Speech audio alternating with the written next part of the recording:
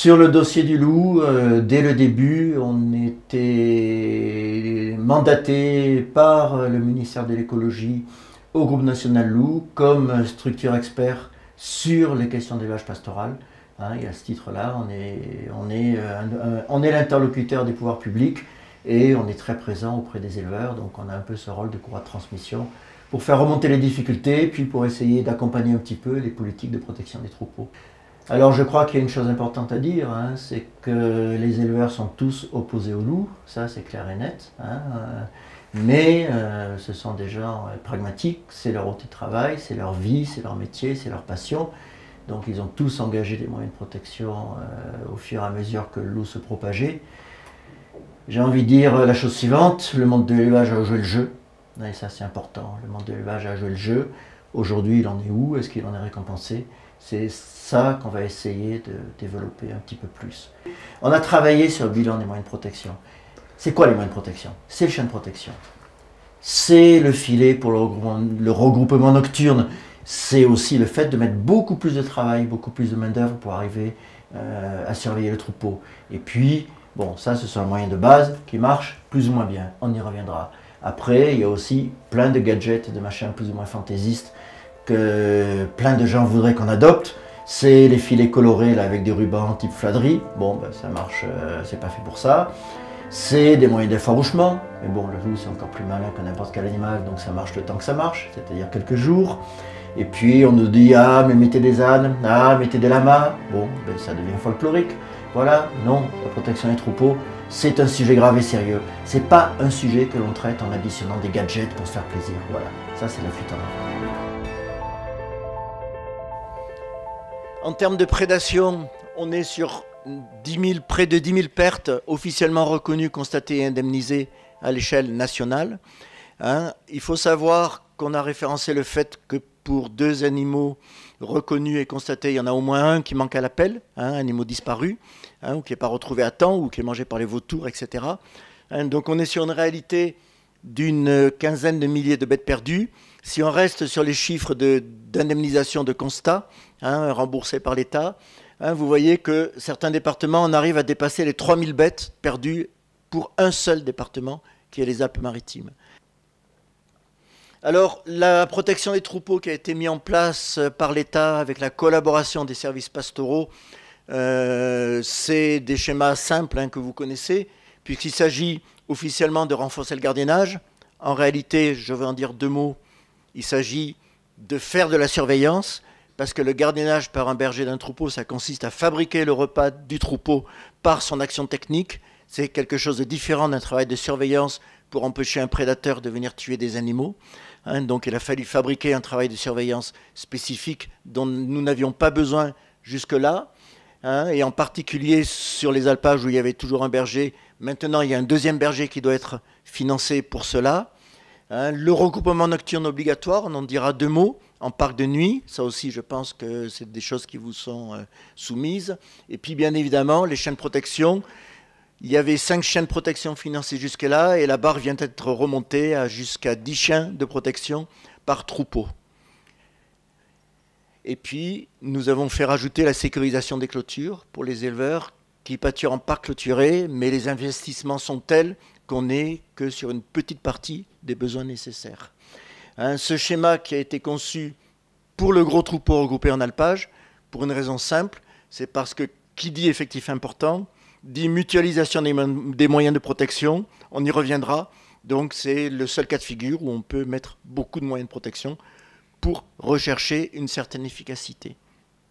Cette politique a un coût, hein, on est environ à 28 millions d'euros, c'est-à-dire on a le même chiffre qu'ici. Hein, en ordre de grandeur, on est sur 100 000 euros par loup et par an.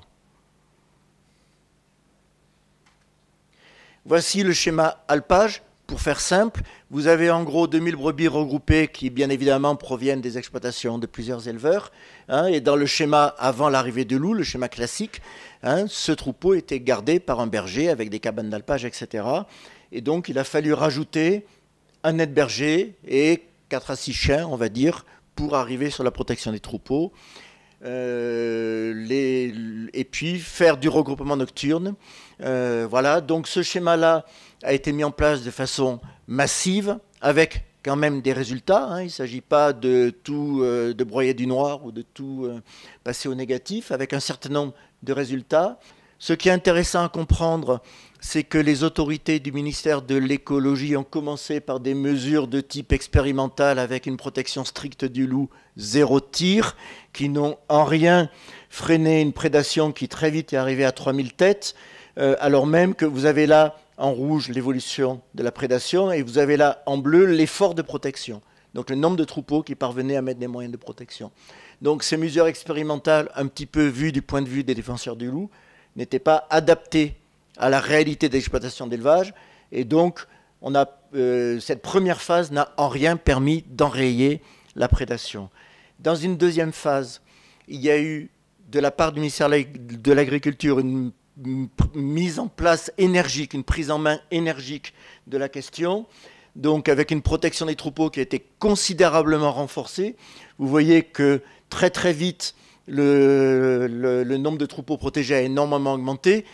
Pour passer de la phase 1 à la phase 2, il a quand même fallu une commission d'enquête parlementaire qui tire une sonnette d'alarme, hein, parce que la situation se dégradait trop vite. Hein, et donc, dans cette deuxième phase, avec les schémas de protection que je vous ai présentés de façon extrêmement rapide, on a quand même eu le sentiment qu'on était en train de reprendre la main sur le dossier, hein, parce qu'il n'était pas finalement complètement étonnant qu'on soit sur une sorte de courbe d'apprentissage, même avec un peu de retard à l'allumage, où finalement, peut-être, des solutions pouvaient être trouvées. Donc, dans cette phase-là, on peut en tirer un bilan. On peut dire qu'en alpage, effectivement, on a été capable de protéger globalement, malgré les pertes, puisqu'on est quand même sur un bassin, un très très gros bassin en vin, de protéger des gros troupeaux conduits par 2 bergers avec des chaînes de protection, etc. etc. Hein, et surtout la nuit. La nuit, on s'est aperçu quand même que des filets, des chiens, etc., le berger présent à la cabane, tout cela avait quand même un effet, même si pour les bergers, ça revenait au fait qu'ils ne dormaient pas la nuit parce que les loups approchaient, qu'ils étaient réveillés, qu'ils devaient intervenir, etc.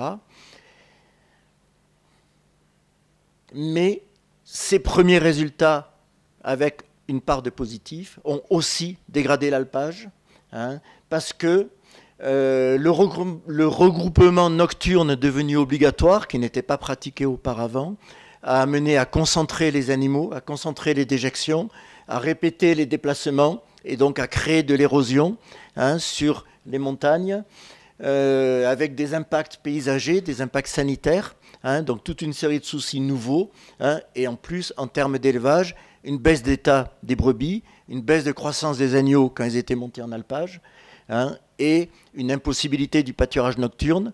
Pourtant, en climat méditerranéen, c'est extrêmement important que les animaux puissent manger la nuit, puisqu'il fait vraiment très très chaud en cœur de journée.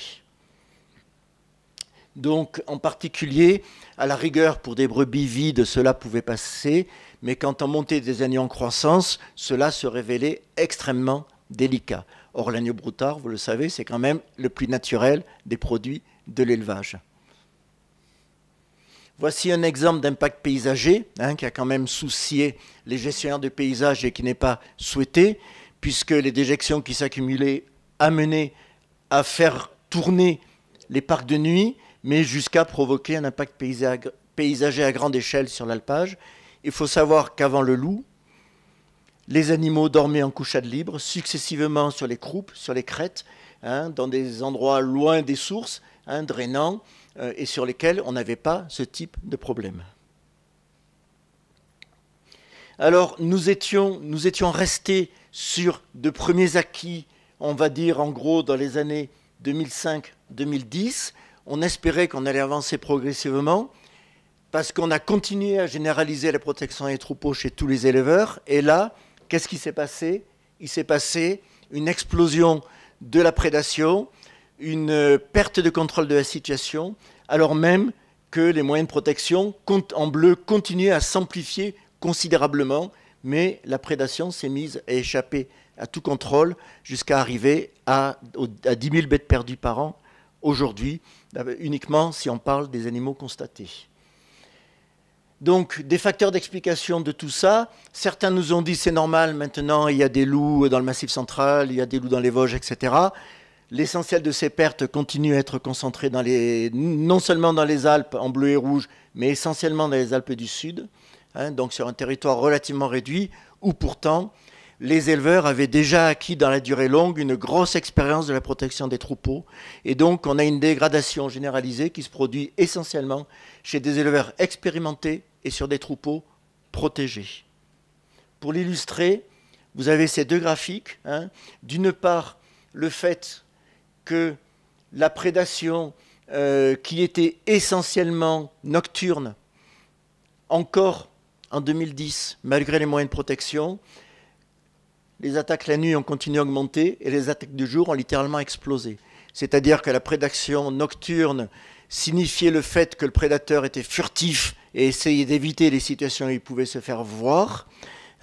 Mais désormais, vous avez un prédateur qui est indifférent au fait d'être vu ou de ne pas être vu et qui attaque le jour autant que la nuit.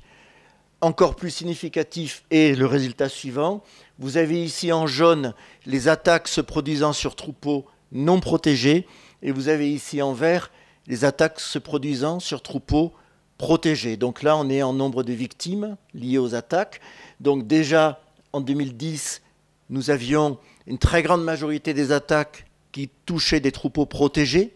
Désormais, en 2015, les attaques sur les troupeaux non protégés continuent à se raréfier et toute cette dégradation concerne des troupeaux qui bénéficient de moyens de protection. Ce qui nous interroge énormément sur le fait que ces moyens de protection sont de plus en plus dévalués. Alors, comment expliquer l'ensemble de ces phénomènes-là, les limites des moyens de protection, la vulnérabilité des systèmes d'élevage et des territoires, et surtout, le point le plus important, on n'aura malheureusement pas le temps de s'étendre dessus, mais il est vital, c'est le changement de comportement des loups, dont vous avez déjà un bon indicateur avec les attaques diurnes, qui sont très étonnantes de la part d'un prédateur dont on nous a toujours dit qu'il était furtif, qu'il craignait l'homme, qu'il se cachait, etc. Donc là, on a un indicateur absolu qui valide l'hypothèse de changement de comportement des loups.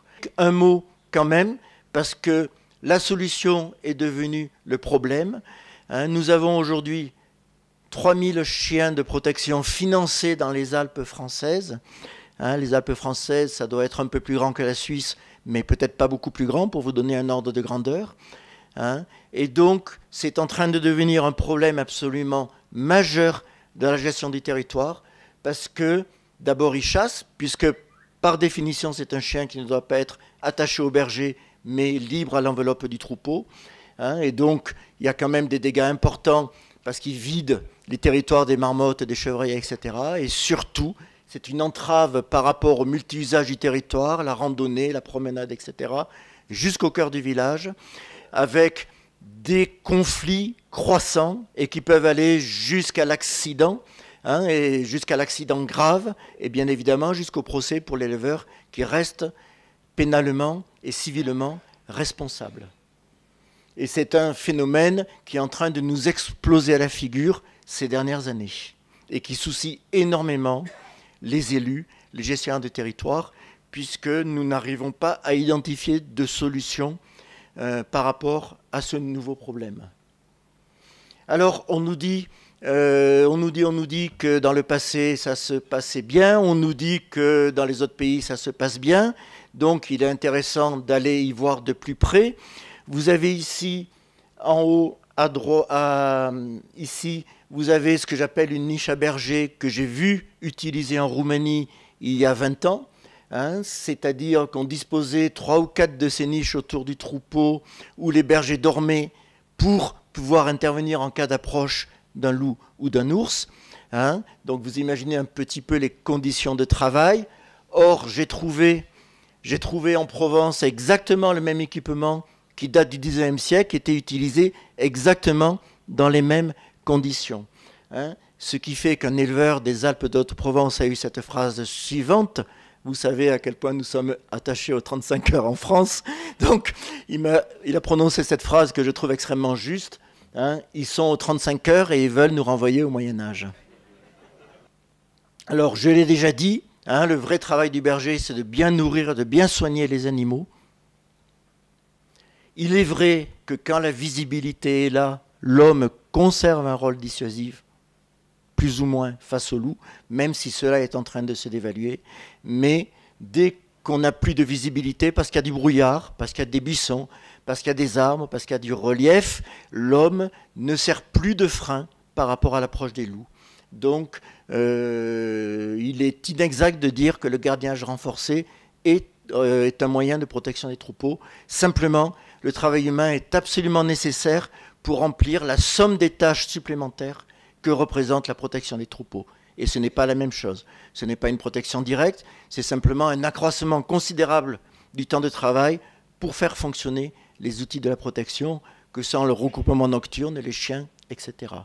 Donc, nous avons chiffré cet accroissement de travail du berger qui, comme ils me le disent, déjà ils montaient en alpage, ils montaient garder le troupeau, ils étaient déjà lourdement chargés, et maintenant il faut qu'ils rajoutent les filets sur le sac à dos et le sac de croquettes pour nourrir les chiens. Donc tout cela leur paraît bien lourd en conditions de travail, et nous avons pu chiffrer avec des méthodes très précises que cela représente 42 heures par semaine supplémentaires en alpage, ce que représente en gros un plein temps, et cela représente, de façon beaucoup plus lourde encore, 100 heures supplémentaires par mois dans une exploitation, là où on ne peut pas forcément mettre un berger, sachant que quand on a chiffré 100 heures de travail supplémentaires par mois, en réalité, nous n'avons pas chiffré l'efficacité du travail de protection, nous avons simplement chiffré jusqu'à quel point l'éleveur peut saturer son temps social, son temps familial, son temps de loisir, son temps libre,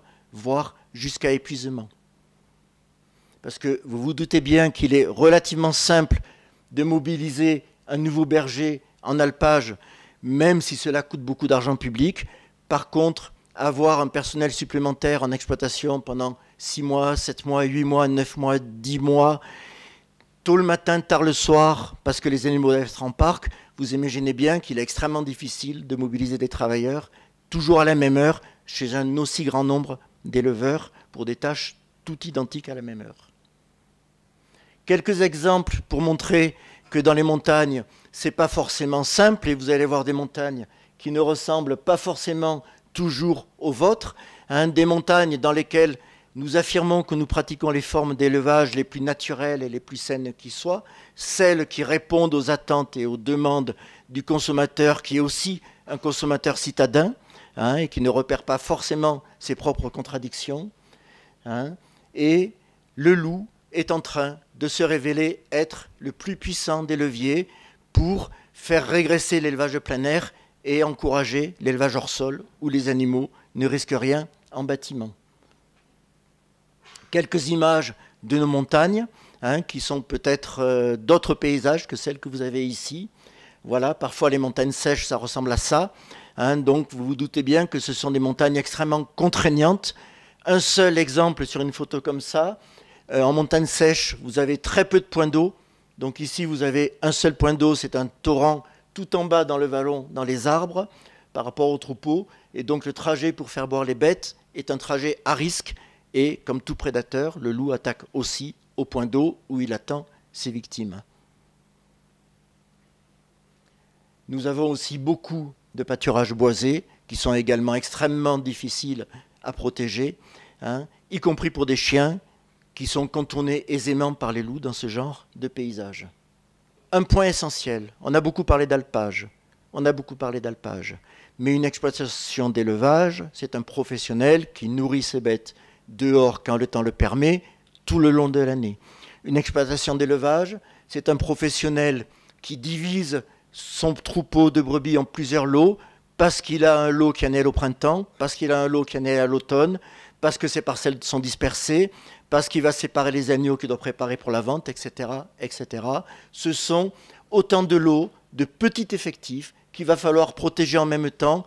Et donc, il faut démultiplier à l'infini des moyens de protection. C'est exactement l'inverse de l'alpage, où on peut au contraire mutualiser les moyens de protection sur des gros effectifs. Donc, contrairement à ce qu'on nous dit, seuls les gros troupeaux permettent de trouver des moyens, des solutions de protection avec une efficacité dont on peut discuter. Par contre, un petit troupeau, nous ne savons même pas aujourd'hui comment le protéger, et ce, d'autant plus qu'il fait l'objet de divisions au lot tout au long du temps de pâturage sur exploitation. Et je vous rappelle que dans nos paysages méditerranéens, le temps au pâturage sur l'exploitation peut aller jusqu'à 12 mois sur 12. Alors, est-ce qu'on va mettre sur l'exploitation, vous mettez un lot d'animaux ici, vous mettez un lot d'animaux là, vous mettez un lot d'animaux là, pour un certain nombre de raisons. Hein. Est-ce qu'on va mettre un berger ici, un berger là, alors que vous n'avez que 300 ou 400 brebis seulement? Qui c'est qui va payer ça? Est-ce qu'on va mettre 2 à 3 chiens, parce que c'est le nombre de chiens utiles et nécessaires aujourd'hui pour que cela fonctionne, une fois, 2 fois, 3 fois, sachant que les éleveurs les plus pointus peuvent avoir jusqu'à 10 lots simultanés au pâturage. Voilà, donc vous avez ici des paysages d'élevage. Hein, ce n'est pas forcément des petits éleveurs, c'est des petits lots d'éleveurs, ce qui n'est pas tout à fait la même chose, sur lesquels nous n'avons pas les moyens, ni financiers ni techniques, de mettre en place une protection des troupeaux. Alors, je n'ai pas le temps de développer, mais avec l'INRA, nous sommes en train de mettre en évidence les questions qui tournent autour de changements de comportement de loups. L'hypothèse sur laquelle nous travaillons, c'est que des loups strictement protégés sont en train de perdre la crainte de l'homme, et donc de revenir et insister sur les attaques, y compris en présence des chiens, y compris en présence des hommes. Pourquoi ? Parce qu'un prédateur est un animal qui mesure en permanence le risque, le rapport entre le risque et le profit, hein, et non pas le rapport entre les efforts à fournir et le profit. Les efforts, il est prêt à en fournir. Le temps, il est prêt à en consacrer. C'est un animal patient. Par contre, il ne prendra pas de risque. Donc, une fois qu'il a compris qu'il ne court pas de risque en étant strictement protégé, il va insister, insister, insister et encore insister, et donc d'évaluer les moyens de protection. Par exemple, si les chiens de protection parviennent à empêcher 9 attaques, la 10e se produira, et si les approches se font sans arrêt dans l'année, vous pouvez avoir 10 ou 20 attaques sur le troupeau à la fin de l'année, ce qui est une pression absolument insupportable pour l'éleveur. Ce qui interroge aussi la question de l'efficacité. Quand on nous dit oui, le chien est efficace, est-ce qu'on va parler de chien efficace s'il empêche 9 attaques sur 10, ou est-ce qu'on va parler de schémas de protection qui ne tiennent plus la route si on a 10 ou 20 attaques à la fin de l'année? Donc vous voyez un petit peu l'ampleur des questions que tout cela soulève. Autre point dont on ne parle jamais, quand les loups sont revenus, ils ont trouvé un garde-manger d'ongulés sauvages complètement naïf par rapport aux loups et donc extrêmement facile à chasser. Or, les chevreuils, les chamois, les bouquetins, les cerfs, les mouflons ont réappris à courir, ont réappris à quitter les bois, à se réfugier dans la barre rocheuse, ont réappris à être vigilants, à surveiller, à faire le guet, à être inquiets, ont réappris la furtivité et sont devenus des proies beaucoup plus difficiles à chasser pour les loups, hein, ce qui est tout à fait un phénomène parfaitement naturel, hein, puisque dans la nature, un équilibre va se produire entre prédateurs et proies, hein, sauf que nous sommes dans des régions habitées façonnées par l'homme avec des troupeaux domestiques. Donc qu'est-ce qui va se passer avec ces animaux sauvages, cette faune sauvage qui redevient efficace, on va dire, dans ses comportements de fuite? Eh bien, cela encourage les loups à reporter leur pression sur le bétail domestique, y compris sur les bovins. Ce point est important parce qu'on nous dit souvent que la meilleure des réponses est de réintroduire des ongulés sauvages pour inciter les loups à reporter leur prédation sur la faune sauvage et à laisser en paix le bétail domestique. Nous assistons au phénomène inverse. Et c'est l'un des facteurs d'explication de la hausse des attaques sur les bovins à laquelle nous sommes en train d'assister. Alors, face à cette faillite globale d'une politique, hein, des droits de tir ont été enfin accordés depuis 2 à 3 ans, hein, avec une certaine ampleur, puisque nous sommes désormais à 33 tirs réalisés sur la dernière campagne. Je crois que c'est 33, je n'ai pas vérifié, 33 ou 35, hein, dans un cadre qui est un petit peu différent, je crois, du cadre suisse. En plus de la Convention de Berne, nous sommes soumis à la directive Habitat qui est beaucoup plus impérative puisqu'elle doit rentrer dans l'ordre juridique interne des États de façon obligatoire. hein, comme toute directive européenne pour les États membres de l'Union européenne. Il faut toujours rappeler que ces tirs de loup ne peuvent rentrer que dans un cadre dérogatoire lorsque le loup est inscrit dans la liste des espèces strictement protégées. Que signifie un cadre dérogatoire? Ça veut dire qu'il faut avoir tout essayé auparavant, hein, littéralement, à condition qu'il n'existe pas une autre solution satisfaisante. Ça veut dire qu'il faut avoir poussé jusqu'à l'échec toute solution de protection des troupeaux. Et c'est grave, parce que ceci organise la faillite, et parce qu'une fois qu'on a dévalué les moyens de protection, en ayant appris aux loups qui peuvent très facilement les contourner, nous n'avons plus de plan B le jour où on engage un tir de loup. Et autant nous aurions peut-être pu entretenir la crainte de l'homme chez des loups en tirant dès le premier loup, comme vous avez quand même fait en Suisse, autant il nous paraît beaucoup plus difficile aujourd'hui de réinstaurer cette crainte chez des loups qui l'ont complètement perdue, et ceci est quand même une grande première dans l'histoire de l'humanité.